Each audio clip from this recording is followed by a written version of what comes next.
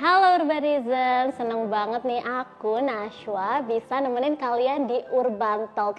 Seperti biasa nih, seperti di Urban Talk sebelum-sebelumnya, kita akan ngobrol dengan orang-orang yang tentunya bisa ngasih kita motivasi, terus juga bikin wawasan kita ini lebih luas lagi. Tapi di episode kali ini kita bakal lebih serius, tapi tenang aja, santai aja, bakal dibawa dengan santai, chill gitu ya. Nah, kita akan membahas terkait dengan optimalisasi pajak daerah dan retribusi daerah. Kita kan sebagai Gen Z nih, pasti udah mulai masuk ke dunia kerja gitu, dunia dewasa. Tentu mulai bertanya-tanya nih, kayak emang gimana sih kalau misalkan kita membayarkan pajak, terus juga emang apa keuntungan kita kalau membayarkan pajak.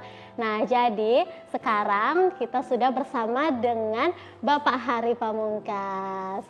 Halo Bapak Hari, halo apa Mbak kabar Nashwa. Pak? Alhamdulillah baik kondisinya. Alhamdulillah baik ya Pak ya. Nah, kita ini bakal ngobrol panjang banget nih sama Bapak Hari Pamungkas. Oke. Tapi sebelum itu kita bakal saksikan terlebih dahulu profile view dari Bapak Hari Pamungkas. Gestar kita kali ini adalah seorang Kepala Badan Pendapatan Daerah Kota Serang. Beliau telah berpengalaman dalam pengelolaan pajak untuk meningkatkan pendapatan daerah. Yuk langsung aja kita ngobrol bareng Bapak Hari Pamungkas hanya di Urban Talk.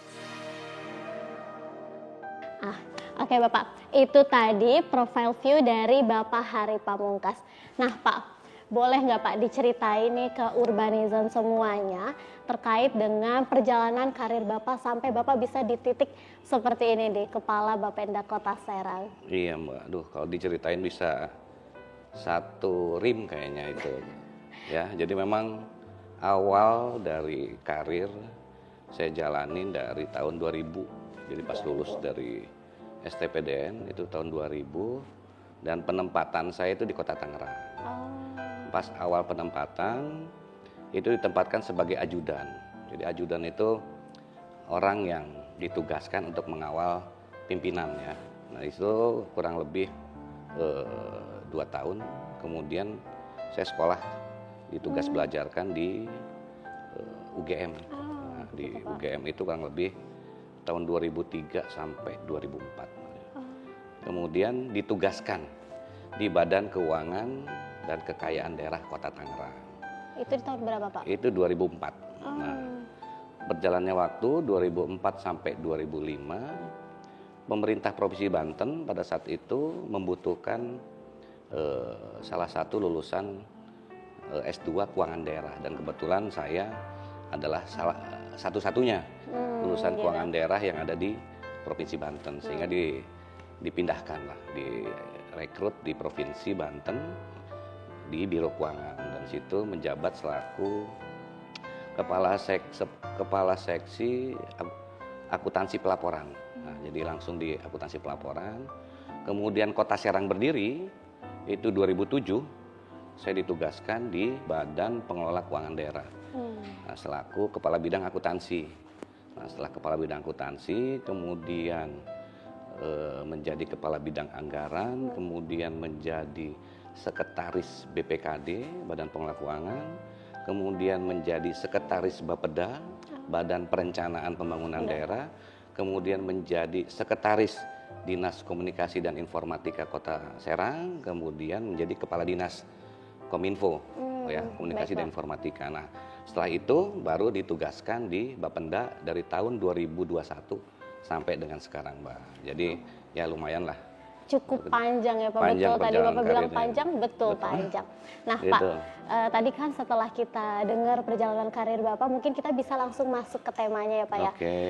Bapak boleh dijelasin nih Pak, apa itu pajak daerah dan retribusi daerah? Ya, ini perlu juga diketahui oleh seluruh penonton dan Gen Z yang ada di Indonesia. Apa itu pajak, apa itu retribusi. Jadi memang ini adalah sama-sama pungutan. Sama-sama pungutan yang dibebankan kepada masyarakat, kepada pemerintah. Bedanya ya, kalau pajak adalah pembayaran wajib warga negara kepada negaranya. Jadi bentuk loyalitas lah, bentuk loyalitas warga negara kepada negaranya. Jadi sifatnya memaksa, wajib. Anda suka, nggak suka harus bayar. Nah itu namanya pajak. Nah beda dengan retribusi. Retribusi itu pungutan yang dibebankan kepada masyarakat apabila pemerintah sudah memberikan layanan. Ya. Jadi si pemerintah daerah atau pemerintah itu harus ngasih layanan dulu, baru dia boleh mungut pungutan itu. Nah ini yang perlu diketahui oleh seluruh Gen Z yang ada, bahwa memang ini adalah sama-sama pungutan tapi sifat yang berbeda. Satu sifatnya wajib, satu wajib apabila setelah dipenuhi kewajiban pemerintah daerah memberikan layanan baru boleh dipungut. Nah itulah bedanya pajak retribusi. Oh, jadi itu bedanya ya Pak. Ya. Nah Pak, contohnya apa nih Pak dari pajak daerah sama retribusi daerah itu? Oh ya, banyak ya kalau dikelola kabupaten kota itu ya, contoh di Kota Serang itu ada 11 jenis pajak daerah. Hotel, reklame, resto, kemudian listrik atau PPJ, air bawah tanah, PBB, BPHTB, kemudian option PKB dan option BBNKB. Retribusi contohnya ada retribusi parkir, pasar, kemudian TPI, kemudian ada retribusi rumah potong hewan dan sebagainya. Itu kurang lebih ada 16 item. Dan itu memang disebar di dinas-dinas yang memang memberikan layanan itu. Ya, contoh misalnya Dinas Perhubungan, ya kan Dinas Perhubungan. Dia ada retribusi parkir tepi jalan umum. Nah, itu kan ada di dinas yang terkait sama itu. Kemudian untuk retribusi salar atau pasar, nah itu ada di Dinas Perdagingkop. Nah, itu ya. Jadi beda-beda sesuai dengan dinas pengampunya itu. Oh, berarti nanti itu semua nanti akan masuk ke pajak daerah lagi gitu ya Pak ya? Nah, kalau retribusi, nah jadi bedanya gini, jadi kalau pajak itu dikelola biasanya oleh salah satu dinas saja. Contoh Badan Pendapatan Daerah ya, Bapenda. Itu mengelola 11 jenis pajak. Nah, itu setorannya melalui bendahara penerima dari Bapenda kemudian disetorkan ke rekening kas umum daerah. Nah, kalau retribusi si dinas penghasil atau dinas yang mengelola itu dia memberikan layanan, contoh parkir. Nah, ada petugas parkir yang mungut. Petugas parkir itu menyetorkan kepada bendahara penerimaan baru setor ke rekening kas umum daerah. Semua ke rekening kas umum daerah, tapi memang prosesnya berbeda sesuai dengan jenis pungutannya. Cukup panjang juga prosesnya. Ya lumayan lah ya. itu. Nah Pak, kita masih ada ngobrol-ngobrol lagi tapi tunggu dulu ya Pak ya, sabar. Kita jeda dulu nih. Oke, untuk Urbanizen jangan kemana-mana. Setelah ini kita masih bisa ngobrol-ngobrol lagi, tetaplah di Urban Talk.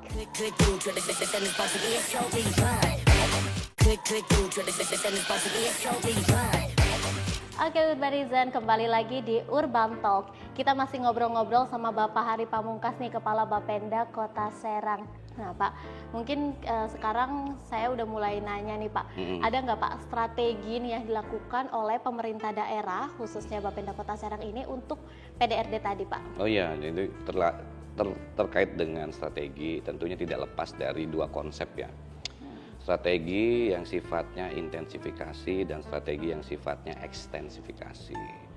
Nah, dua konsep, dua metode itu memang harus dijalankan oleh mungkin hampir seluruh pemerintah daerah ya di Indonesia. Bagaimana dari sifat intensifikasi kita mengoptimalkan dari strategi di dalam atau internal kita, memanfaatkan potensi sumber data yang ada, kemudian metode pendataan, pendaftaran, sampai dengan penagihan dan pembayaran. Nah, dari sisi ekstensifikasi, coba kita perluas ya, basis pajaknya kita perluas. Ya, mungkin akibat regulasi dari luar, potensi dari luar, pertumbuhan kafe misalnya makin banyak, kemudian pertumbuhan hotel makin tumbuh, atau adanya investasi di kota tersebut yang harus kita melakukan perluasan basis potensi pajak daerah. Nah, terkait dengan dua hal tersebut, tentunya pemerintah daerah, dalam hal ini pemerintah Kota Serang juga yang digawangi oleh Bapenda ya harus punya strategi dan inovasi terkait dengan itu. Kalau kita bicara tahapan terkait dengan pajak daerah itu meliputi dari pendataan, pendaftaran, penetapan, penagihan, pembayaran, dan pelaporan. Nah, semua itu bisa diintervensi. Semua bisa dilakukan strategi untuk mengoptimalkan pendapatan asli daerah dari pajak dan retribusi daerah. Pertama, mungkin bisa kita lakukan terkait dengan dari sisi pendataan. Ya. sisi pendataan kita bisa intervensi. Kemudian pada saat kita sisi pembayaran untuk memudahkan layanan, ya, kita juga dari sisi pembayaran bisa kita intervensi, ya, mengikuti perkembangan sekarang, dari mulai pendataan secara elektronik, penetapan secara elektronik, kemudian pembayaran secara elektronik digital. Ini juga salah satu bentuk strategi atau inovasi yang dilakukan. Pak, berarti Bapenda Kota Serang ini udah makai ngikutin teknologi banget nih Pak? Ya, alhamdulillah Kota Serang sudah punya namanya aplikasi perpajakan namanya ISIM. Jadi integrasi sistem informasi manajemen pajak daerah. Nah, dari si ISIM itu si wajib pajak atau masyarakat yang mau daftar secara elektronik sebagai wajib pajak, tinggal daftar aja ke ISIM. Terus daftarnya di rumah gitu Pak? Daftarnya sambil tidur-tiduran juga bisa. Sambil ngopi kayak kita sambil gini ngopi bisa? Daftar bisa. Kemudian dia mau lihat tagihannya berapa, gitu juga bisa sambil dandan, bisa sambil tidur-tiduran. Dia bayar pun bisa sambil main, minum kopi, nongkrong dia bisa. Bapak, berarti gitu. itu relate banget sama Gen Z ya Pak? Ya. Lagi nongkrong bisa bayar pajak Bisa Pak? semua, sambil belanja di dandan pun ya. Anak muda sekarang kan belanja mungkin di Indomaret, kalau beli apalah cemilan-cemilan atau di Alfa, kemudian belanja kosmetik di dandan, kemudian belanja dia di Shopee, Bukalapak, Tokopedia, ya bisa semua bayar sekarang untuk itu. Jadi nggak ada yang, menurut saya sih nggak ada alasan lah, ada alasan tidak membayar pajak atau susah bayar pajak, semua sudah dimudahkan. Nah itu bentuk strategi. Nah dari sisi retribusi juga kita lakukan demikian. Nah kita provide sekarang itu namanya SIRE, ya. Kalau bahasa itu bahasa Serang? Ya asli Jawa Serang lah. Artinya memang itu akronim dari sistem informasi retribusi, ya, SIRE. Tapi kalau bahasa Jawa Serang artinya kamu ya, SIRE itu kamu gitu. Ngaksesnya di mana Pak? Nah itu bisa, nah ini lagi provide, belum masuk ke Play Store sama App Store ya. Tapi kalau ISIM itu udah dari 2 tahun lalu sudah ada di App Store sama Play Store. Itu bisa dioptimalkan untuk itu. Terus dari strategi-strategi tadi itu Pak, kira-kira warga Kota Serang sendiri nih Pak, patuh nggak Pak dalam membayar pajaknya ini? Sebelum kita bicara kepatuhan, kita harus tahu dulu mapping database perpajakan Kota Serang. Nah, mapping perpajakan itu kita bisa petakan di 3 klaster. Mana sifat wajib pajak yang sifatnya masih konvensional. Karena intervensinya akan berbeda, ya. Jadi kalau yang masih gaptek lah ibaratnya masih konvensional, itu kita lakukan strategi pembayaran melalui pepeling. Pelayanan pajak keliling. Jadi mobil Bapenda itu beserta tim dari perbankan, RKUD, Rekening Kas Umum Daerah, itu menjemput pembayaran secara kolektif itu. Dan nah itu jadwal kami sudah share 1 tahun sebelum tahun anggaran dimulai. Sudah sejak 1 tahun. 1 tahun sebelumnya sudah kami share di IG, di IG-nya Bapenda. Jadi misalnya sekarang bulan apa nih? Bulan Mei ya. Bulan Mei tanggal sekian sampai tanggal sekian mobil itu pepeling ada di area perumahan A. Kemudian nanti tanggal sekian sampai sekian ada di perumahan B. Kemudian ada di daerah mana-mana itu sudah kami share setahun sebelumnya. Tapi sekali disebar itu hanya di 1 daerah atau misalkan langsung di 2 daerah ini ada? Nah, kan memang keterbatasan kendaraan, jadi masih per jadwal itu di 1 tempat, gitu. Jadi nggak dipecah di beberapa tempat, tapi sesuai dengan jadwal atau waktu yang sudah ditetapkan. Itu untuk yang mapping data untuk wajib pajak yang sifatnya masih konvensional lah. Untuk yang rada-rada maju dikit lah, yang ada agak mengenal teknologi, itu kita namanya pependak, petugas pemungut dana pajak. Nah kita menggunakan semi digital. Jadi petugas RT dan RW kita berdayakan dia sebagai petugas pemungut dana pajak. Jadi sambil si RT itu sambil ngontrol warganya, mendata warganya, sekaligus dia menagih terkait dengan pajak. Tambah banyak PBB. yang gerak ya Pak ya berarti? Ya kita harus optimalkan semua, karena iya, gini, betul. Perangkat wilayah itu, RT dan RW itu kan dia juga punya kewajiban untuk memberikan layanan secara pemerintahan kepada masyarakatnya. Nah sambil keliling ya sekaligus dia bisa mungut dana pajak. Dia mungut secara manual dari masyarakat, dia bayarkan secara sistem ke rekening kas umum daerah. Jadi itu namanya semi digital. Terus yang untuk yang masyarakat yang sudah maju banget ya, udah maju banget, udah melek teknologi lah, kita siapkan pembayaran melalui e-commerce yang tadi saya sebutin. Nah ini kita harapkan semua itu merupakan bentuk strategi kita untuk mengoptimalkan terkait dengan pajak daerah dan retribusi daerah. Dan mudah-mudahan secara tingkat kepatuhan apabila sudah dimudahkan, Ya. kita harapkan akan naik. Ya, karena memang secara akumulatif tingkat kepatuhan untuk pembayaran pajak itu di antara 70 sampai 80%. Nah, Pak, berarti ternyata udah banyak banget nih cara membayar Alhamdulillah pajak. udah banyak banget. Berarti nggak ada alasan untuk berbagai kalangan tidak membayarkan pajak, ya, betul ya Pak ya? Seharusnya begitu. Harusnya gitu. Ya. Oke Pak, kalau dari tim Bapendanya sendiri ada nggak Pak kayak gimana sih cara peningkatannya gitu Pak dari kualitas SDM-nya sendiri? Oh ya, tidak lepas itu ya. Artinya ada slogan itu, man behind the gun ya. Artinya segala sesuatu tergantung siapa di balik itu kan itu. Betul. Ya harus kami akui memang keterbatasan personil itu ada sebenarnya, tapi bukan alasan ya, bukan alasan. Ada tapi bukan alasan. Peningkatan kapasitas selalu kami optimalkan. Pertama untuk yang pemeriksa pajak itu harus ada dan itu sudah existing ada di kami. Itu CPNS yang baru pun sudah masuk kurang lebih 25 orang yang kualifikasi penilai pemeriksa pajak jurusita, kemudian ada lagi terkait dengan analis perimbangan pusat dan daerah. Nah, Begitu. selain analis pajak ada analis perimbangan keuangan dan pusat dan daerah. Nah peningkatan kapasitas ini mau nggak mau dan suka tidak suka harus kami lakukan mengikuti perkembangan dari kondisi sekarang. Baik secara teknologi dia harus punya kemampuan, tapi secara kemampuan manajerial juga harus punya untuk itu. Pak, ternyata menarik banget ya Pak terkait dengan pajak daerah dan retribusi daerah ini. Iya. Ternyata banyak banget nih Pak yang bisa diulik, tapi kita harus jeda terlebih dahulu Oke. untuk itu tetap di Urban Talk.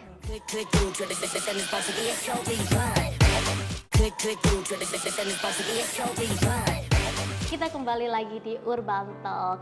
Nah, kita mau tanya-tanya lagi ke Bapak Hari nih Pak. Ya, Apakah pendapatan daerah ini sudah optimal untuk pembangunan di Kota Serang ini Pak? ya kalau dikatakan optimal, pajak daerah itu baru mengambil proporsi 27 sampai 30% dari total APBD. Ya di Kota Serang. Artinya total APBD Kota Serang kan 1,6 triliun. Nah, 27%-nya atau 352 miliar itu dihasilkan dari pajak daerah. Ini dirasa belum optimal. Artinya dari sisi ketergantungan kepada dana pusat masih besar. Nah, jadi dengan minimnya kontribusi pajak daerah diharapkan ke depan dengan berbagai upaya, berbagai strategi kita harapin bahwa peningkatan pajak ini bisa membiayai pembangunan secara minimal 50% lah dari total pembiayaan pembangunan gitu. Sehingga kita nggak tergantung dari dana transfer dari pusat. Nah, ini yang coba menjadi target kita di 2025, 2026 sampai dengan nanti 2030. Tapi pendapatan paling besar itu dari mana Pak? Kalau terkait dengan pajak daerahnya sendiri, paling besar itu dari pajak penerangan jalan. Itu kurang lebih 55-58 miliar. Kemudian dari BPHTB itu kurang lebih 60-an miliar. Untuk yang menjadi tiga besar untuk pembayaran pajak yang ada di Kota Serang. Terus gimana Pak dengan pembangunan Kota Serang selanjutnya sudah siapkah? Ya, kalau kita bicara pembangunan kan meliputi 3 hal ya. Pembangunan itu dari sisi infrastrukturnya pembangunan, sisi kemasyarakatannya juga harus disentuh, kemudian dari sisi pemerintahannya juga harus disentuh. Jadi pembangunan secara utuh itu bukan hanya yang sifatnya fisik terlihat di mata gitu kan. Iya. Kayak ngebangun jalan, ngebangun jembatan, kayak gitu-gitu bukan hanya itu, tapi pembangunan manusianya juga harus sebagai bagian tidak terpisahkan dari proses pembangunan. Nah, ini yang menjadi PR kita ke depan, bagaimana si pajak daerah ini bisa membiayai minimal 50% dari total pembangunan yang ada di Kota Serang, total APBD. Menjadi PR kita juga bagaimana untuk meningkatkan tingkat kepatuhan, karena memang akan relate ya, orang bayar pajak gitu, duit pajaknya dipakai untuk pembangunan di Kota Serang gitu tuh. Tapi kalau dia minim tingkat kepatuhan pembayaran pajaknya, otomatis uang yang dihasilkan untuk pajaknya juga sedikit. Betul. Nah, ini yang perlu kita juga sosialisasikan kepada masyarakat. Selain tata cara pembayarannya pun kita harus kasih tahu mereka manfaat. Yang paling penting itu manfaat, Betul, Pak. transparansi manfaat dari penggunaan pajak itu. Contoh nih ya, masyarakat menuntut misalnya, atau generasi muda lah menuntut. Kayak saya, Kami pengen dibikinin tempat ngumpul misalnya, tempat ruang terbuka hijau, tempat ngumpul anak muda misalnya gitu. Iya. Ya duitnya mau dari mana kalau bayar pajaknya aja enggak kan gitu tuh. Kasarnya gitu. Ada lagi yang nuntut, Pak itu depan rumah saya kok sering banjir gitu kan, sering banjir gitu kan. Benar. Nah kita harus bikinkan dia, misalnya di situ drainase. Kita harus bikinkan perbaikan jalan, karena rusak pasti kan harus kita perbaiki, kemudian saluran airnya harus kita perbaiki. Nah duitnya dari mana kalau bukan dari pajak gitu tuh. Nah ini yang bukti-bukti atau transparansi pemanfaatan dari pajak itu sendiri yang harus terkomunikasi kepada seluruh lapisan masyarakat. Berarti emang penting banget ya Pak kesadaran Sangat masyarakat penting, untuk ya. tahu kalau emang pajak tuh penting untuk dibayar Betul. gitu ya Pak. Nah Pak, kalau dari Bapenda Kota Serang sendiri udah ngelakuin apa nih Pak untuk meningkatkan kesadaran masyarakat terkait membayar pajak? Kesadaran masyarakat itu satu tergantung pada tingkat pendidikan, ya, tingkat pendidikan. Sadar nggak sadar dari tingkat pendidikan. Ada intervensi ke tingkat pendidikan SD, SMP atau yang dini itu kami lakukan melalui namanya relawan komunitas milenial sadar pajak. Ada itu.